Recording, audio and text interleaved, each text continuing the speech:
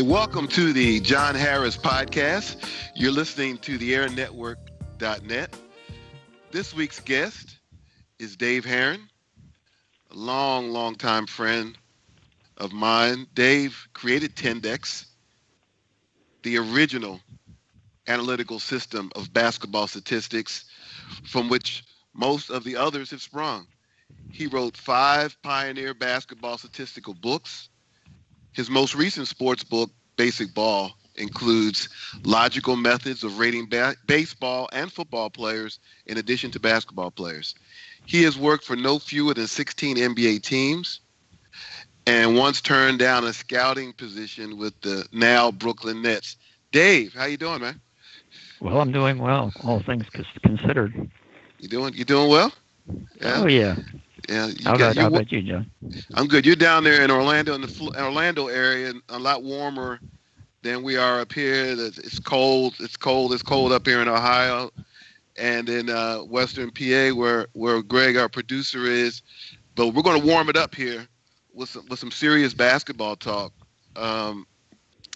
Dave, I consider you to be a true basketball historian. You know, in fact, the best I've ever encountered. And I've been covering basketball as a journalist since the 1980s. And you, of course, you've covered basketball for a much longer time, and you have a true and deep understanding of the history of the sport. First of all, Dave, I just kind of want you to explain for the listeners a little bit the Tendex, just what it is and how it works. Well, it's just basically a logical method of letting the statistics tell you how good a player is. I mean, you can't gauge man defense by statistics unless you just look at how his opponent is doing in matchup. But you can take the statistics, and in a logical way, they should be able to tell you how good a player is, except for man defense. Man defense is different. It came to me, actually. I was 1958. I was at the University of Delaware, and I had actually seen a lot of NBA games prior to that. I grew up in the New York area. That meant I was a Knicks fan when I was still in grammar school, and I used to late at night. I used to stay up and listen to the radio. And I got some, I guess I got some background from that. But in 1958, I was attending a University of Delaware basketball game, and I noticed that their high scorer did not seem to me to be a very good player. Back then, they wanted you to judge a game by telling you who was the high-scoring player. But I didn't like this guy. So I sat down and I started figuring some things out. And I figured, well, let's give a point for every point. Let's give a point for every rebound, a point for every assist. And let's do some minuses. Every time a guy misses a shot, that's a minus. At that time, they didn't have all the other statistics. They just had a few. But that was the start. And it turned out that the guy I didn't like had a very low rating because he missed too many shots. And the guy I did like had a high rating because he got a lot of rebounds. So that was really how it started, John. Talk about how it's evolved and how you took it from that to where I became aware of it in the late 80s when one of your basketball abstract books came out. I wrote a book review about it, and that's how we met and came in contact. And I was in St. Petersburg, Florida at the time, covering the Orlando Magic. And I ended up using the Tendex system in my basketball coverage. I ended up covering the Orlando Magic and the Detroit Pistons, covered multiple NBA Finals, All-Star games, and all that. And it was just an unbelievable way to cover basketball in a very objective way. How did it evolve to where it ended up, Dave? How did it continue to grow? How did you figure out that you can make it work? Right. Well, it evolved. At first I didn't realize how good it was. But when the NBA started keeping more statistics, assists, when they started keeping blocks and turnovers and steals, now you had some statistics, And when you sat down and you computed, it turned out arithmetically that each one of these things was worth approximately 1 point or minus 1 point, because a ball possession usually results in about 1 point. So by the time we got into the 1980s, you were talking about the 80s, Tendex was actually full grown. And one of the things that the efficiency rating that's on the NBA website for many years and still is used, it's really a Tendex formula, but it's an incomplete formula because it just gives you the pluses and minuses. I had given this formula to, you mentioned 16 teams. Okay, 16 teams had it, but for some reason they didn't like to do division. So they would just do addition and subtraction. And their so-called efficiency rating is not efficiency at all. It's just a bulk total. You have to divide by the number of minutes played, because obviously a guy who plays a lot more minutes should get a lot more statistics. But in order to figure out a guy's real efficiency, you have to divide by minutes played. You have to divide by a team's game pace, and they're different. Some teams are faster paced than others. Like Golden State is much faster than any other team in the league. And the last thing was, when I started doing college ratings, I found out you also had to divide by strength of schedule. So there were these things that a lot of statisticians still don't use, and if they don't, then their statistics aren't going to be worth very much.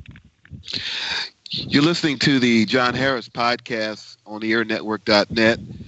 This week's guest is Dave Heeren, the originator of the Tendex basketball rating system. So, Dave, essentially, Tendex, the way I finally figured it out, the most simple way I can explain it, it's your value per minute. It's a player's value per minute as opposed to he averages 20 points per game. Tendex breaks it down into a per minute type category. Is that correct? Or you can, now they do it per 48 minutes, but that's a derivative of Tendex too, because they just say, well, we'll do per 48. Well, Tendex is per minute, like you said, and it really is an accurate way of measuring a player's efficiency.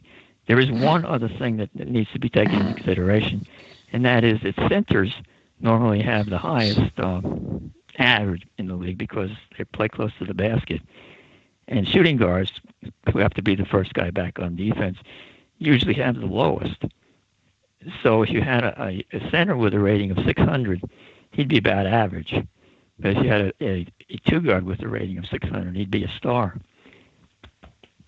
Now, when did you start realizing? Go ahead, sorry. I was just going to say that's something else that most statisticians don't take into consideration.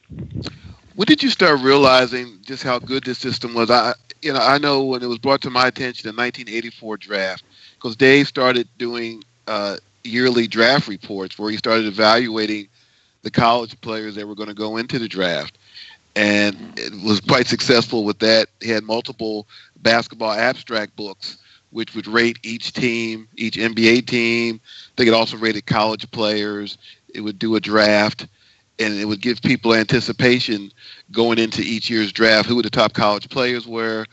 And a lot of times people would use that to compare how Tendex would fare against what the NBA teams did, what the scouts did. 1984 draft, Dave, let's talk briefly about that's the draft, I think, when Tendex really blew up, and I became aware of just how good it was. Yeah, that was the draft. That was actually the first draft I did. You couldn't really do anything until the 1980s that had a real complete overview. You can do flashback statistics and guess a couple things and be pretty accurate for the 60s and the 70s. But really, once you got into the 80s, then you had it all in front of you. And I didn't really think it was going to work, to be honest with you. I thought, how can you judge a player just from statistics? But over the years, Tendex has come out by about a 3-2 margin better than scouts. And now I know people won't believe that, but I can prove it. 1984, when I did the ratings with all of these factors in, it said Michael Jordan was the best player, Hakeem Olajuwon was second best, and then it was about a tie between Charles Barkley and John Stockton. And at the time, I thought, well, it's nice. But then, as the years went by, it turned out that was the exact order these players played in the NBA. Jordan was the best, Olajuwon was next, and then Stockton and Barkley. And even after that, from about 5 to 9, Index was more accurate than the scouts. The scouts picked Olajuwon number 1. He was a great player, but not as good as Jordan. Then they picked Sam Bowie number 2, and even in college he was not that good, often injured, and he was a complete flop. And then of course Jordan was number 3.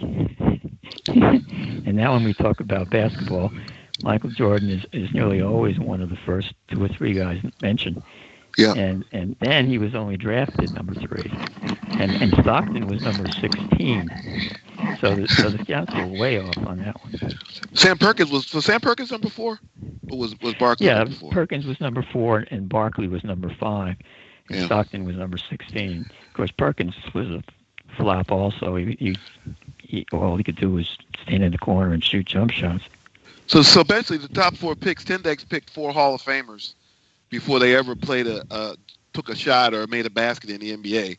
Right. Michael Jordan, Olajuwon, Barkley, and Stockton, and right. that's how Tendex had. Yeah, and Tendex had Otis Thorpe and Alvin Robertson, 5th and 6th, and that's the way they played their careers. They were 5th and 6th. So Bowie and Perkins just flopped totally, and the others just played just the way Tendex said. And at the time, I thought it wasn't until a few years after 1984, maybe 86 or 87, that I began to realize that Tendex had done this in 84. And that was when all the books started to come out. Let's jump ahead to a couple years ago when you told me about James Harden.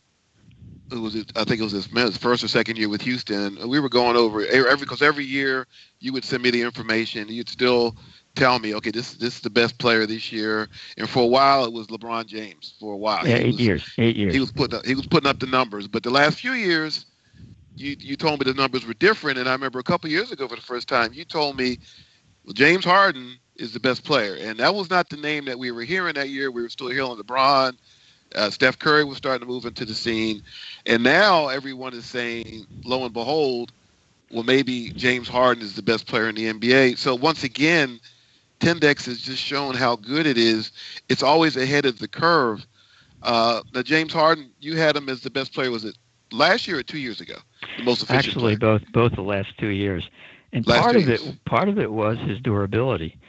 Playing a lot of minutes is hard, and it will lower your rating, but it does not lower your value to your team because you keep the substitutes on the bench. So one of the things that boosted Harden was his ability to play a lot of minutes, and also the fact that he was playing 2 guard, which is normally the lowest rated position in the league. So you have to compare apples with apples. You can't compare 2 guards with centers because the positions are so different. 2 guards is playing way away from the basket most of the time. And this year, it is significant that they moved Harden to the point. So now you're seeing him getting, leading the league in assists and getting a lot of rebounds because he gets a lot of penetration inside. But as a 2 guard, he wasn't getting that many. I mean, he was getting more than Curry, but he wasn't getting 12 assists a game like he is now. So last year when we heard all the hullabaloo about Curry and everybody was saying he was the greatest player, since Michael Jordan maybe even better, how did his rating compare to James Harden, who you had as the best, most efficient player? Well, that's a ridiculous rating. Curry doesn't compare with Jordan in any way, except he's a greater shooter. But in all the other categories, Jordan is so much better, including defense and just all the other categories. Comparing him with Jordan is ridiculous. But if you compare him with Harden, Harden comes out better because of the intangibles. Curry is a better shooter, but that's the only thing. And that's not the only thing there is to basketball. There are many other things that are factors. Okay. We're winding down here on the John Harris podcast on the airnetwork.net with Dave Heeren, originator of the Tendex basketball rating system. Dave, let's do a quick who are the best players in the league right now, best 5 players in the league right now, and we're going to close it out. Who are your best 5 all-time players according to Tendex? The best 5 right now would be Durant, Curry, James, Harden, Westbrook, and I'd ask Davis. Is finally Anthony Davis is finally achieving his potential. So 5 of those 6 would be the best right now. And this year, it looks as if the number 1 is going to be either Westbrook or Durant, and Harden is number 3. So they're a little bit late on recognizing Harden. He really peaked the last couple of years. He's still great, but he's playing a much more productive position now. He has the ball, and that you need to be productive with the ball. Of course, he is. It's just that this particular year, Durant and Westbrook have better numbers. And isn't it amazing, John? Just one other thing. These 3 guys were together on the same team 4 years ago. I know. It's incredible. Can you imagine how good Oklahoma City would be if they still had Durant and Harden? Scary. They would be better. They'd be better than Golden State. They just would be. I mean, they 3 best players in the league on the same team. I mean, that's ridiculous. Give me your all-time 5 best, and do any of the current players fit on that list? Yeah, and it's hard to do this. The top 4 are Jordan, Oscar Robertson, LeBron James, and Wilt Chamberlain, and there is a big gap. These 4 are obviously the best 4 of all time. Once you run all the numbers logically, there are emotional reasons for favoring other players, but logically and intuitively, these 4 are just the best. Their numbers are way above the others. Part of it's because they played a lot of minutes. Part of it is because all 4 were great athletes. Part of it is just that they all were able to do just about everything they needed to do on a basketball court. I think, and I know other people will disagree, but I think Robertson just slightly gets the edge over the others. And he did in college, he did in high school. You go back and check it out, and Robertson was just number 1 from the time he was in high school. And John Wooden saw him and said he was the greatest. Dave, great stuff here. Ladies and gentlemen, you're listening to the great Dave Heeren, the originator of the Tendex basketball rating system. Thank you again for listening to the John Harris podcast. Listen to us again on the airnetwork.net. Dave, thanks again. Have a wonderful holiday. We'll be talking to you soon. Thanks, John.